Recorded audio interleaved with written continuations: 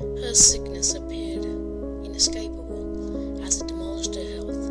My mother's illness seemed to only cultivate as she weakened. The discomforting fact about her sickness was the doctors had no ability to determine what was causing her reaction. Slowly and gradually, every day her body began to deteriorate. First her nails began to snap, then her hair began to fall in clumps, and now her skin was peeling uncontrollably. It was as if she was being slipped chemo pills. By this time her house no longer felt like a home. It was transforming into a hospital. First she had one caretaker, then two, and now we have five in the house. IV bags strung around her room, medical supplies scattered around the house, and my mother's bed has become the only place she spent in days. In fact, I haven't seen her leave the bed in nearly a week. An inescapable sense of fear slowly invaded my family's emotions.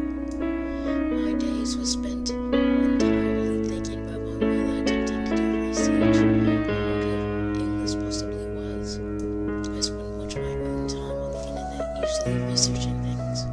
I had a natural thirst for knowledge. At first, I didn't know what to look up, but as a case, I decided to research everything I could on the internet. However, I had little luck in discovering what possible diseases she might have. I would have spent the entire night on my computer, but something drew my attention elsewhere.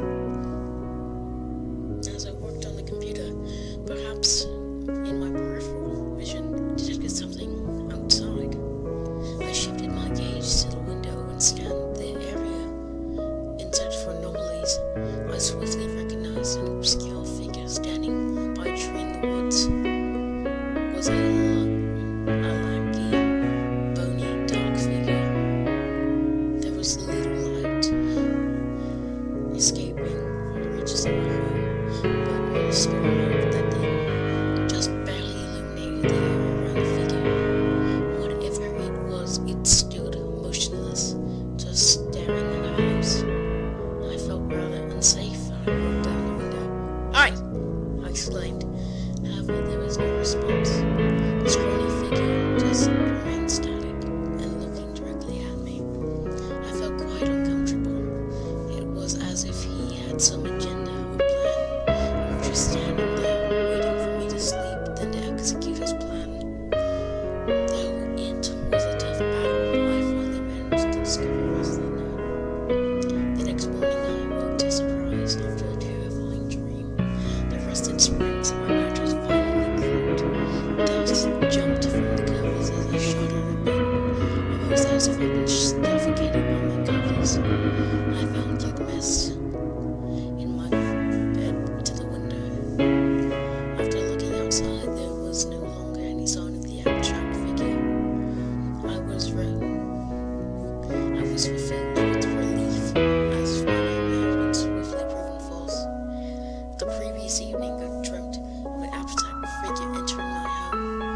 While in the house, it was in my mother's room, what sounded like nothing far from gibberish. I was eager to discover what I imagined was invalid.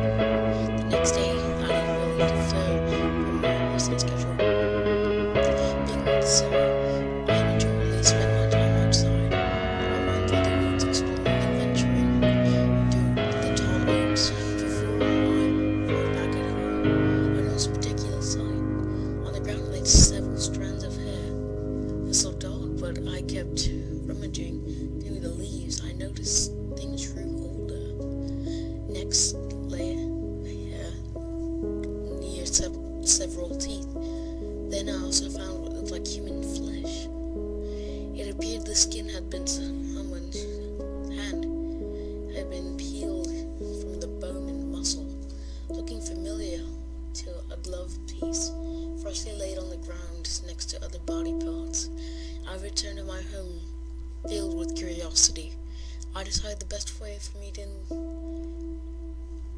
indulge in this interest was to research it. I looked at random body parts in the woods and did not discover much. I continued searching, but like my mother's illness, I found little explanation. However, this absence swiftly would be returned. I remember disturbing tall, dark figure outside my house. I said and couldn't help but look it up. The results were quite unsettling. The internet had the same site. I've noticed that my home and my family and where I was fucked. As if I realized the articles in the man was a demonic presence taking human form. Through several failed attempts, it may shed flesh or other body parts, explained by these rejections of natural human body, as if recognized from demonic form. It explained, however, it only took full human presence after sucking the life out of a current human.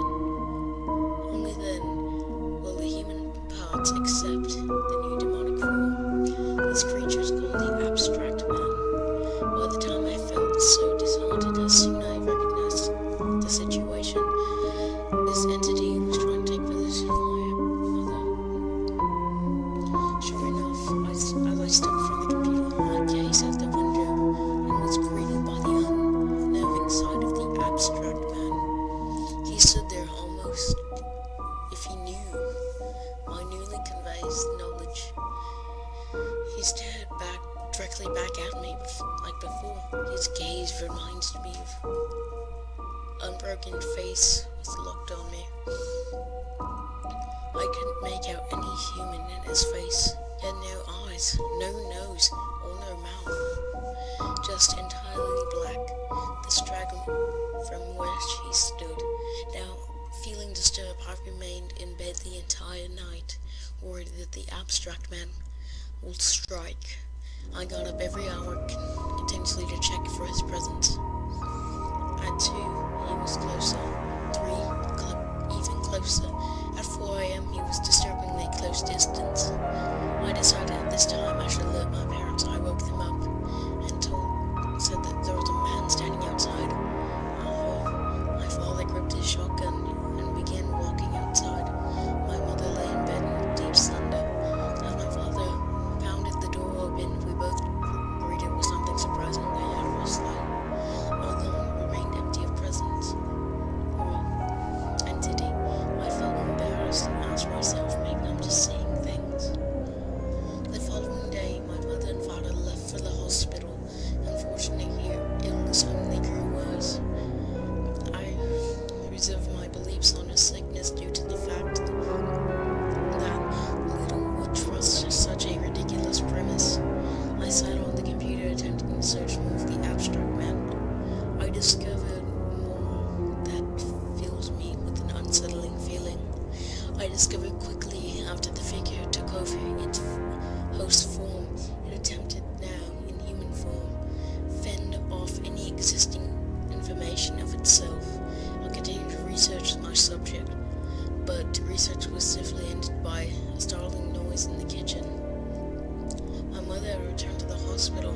However, once I greeted by the positive fact, she fully appeared and recovered, walking around the kitchen. Overcome with content, I rushed to give her a hug. It felt so good to hug my mother. I thought, on the inside, after the disappearance of the Abstract Man, she would be easily returned to healthy state. I returned to my room and received a phone call. When I picked up the phone, my heart sank. Eerily over the phone, I heard a familiar voice speaking. It sounded rather weak. My mother spoke. Son, I love you. No matter what happens, I love you. She sounded as if she was fighting for her life. I tried to respond, but I was unable to as it peered over my shoulder. There, standing in whatever I saw, was resembling my mother. When it opened his mouth, I heard a tone quite varied from my mother's dialect. It uttered shrieks and shot in front of me, looking flourished with hatred. It looked at my door and tried to dart away. Then Ben chased by me with an immense speed, forced